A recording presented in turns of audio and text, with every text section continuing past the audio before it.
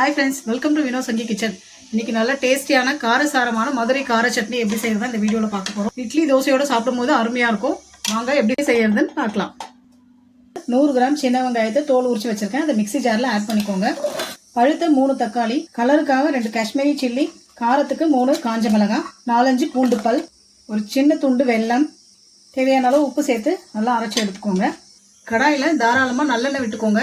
இந்த சட்னி நல்லெண்ணெயில் தான் தாளிக்கணும். 1/2 ஸ்பூன் கடுகு, உளுந்து, சீரகம் சேர்த்துக்கலாம்.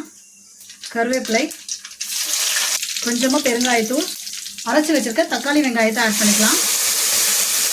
மிக்ஸி ஜாரை அலசின தண்ணி கொஞ்சமாக சேர்த்து சிம்மில் வெங்காய தக்காளியோட பச்சை வாசனை போகிற வரைக்கும் நல்லா வதக்கி விட்டு 5 நிமிஷம் நல்லா கொதிச்சு வெங்காய தக்காளியோட பச்சை வாசனை போய் நம்ம ஊற்றின எண்ணெய்லாம் மிதந்து நல்லா மேலே வந்திருக்கு பாருங்கள்.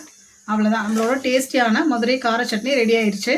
வீடியோ பிடிச்சிருந்தா மறக்காமல் நீங்களும் ட்ரை பண்ணி லைக் பண்ணுங்கள், ஷேர் பண்ணுங்கள், சேனலை சப்ஸ்கிரைப் பண்ணுங்கள்.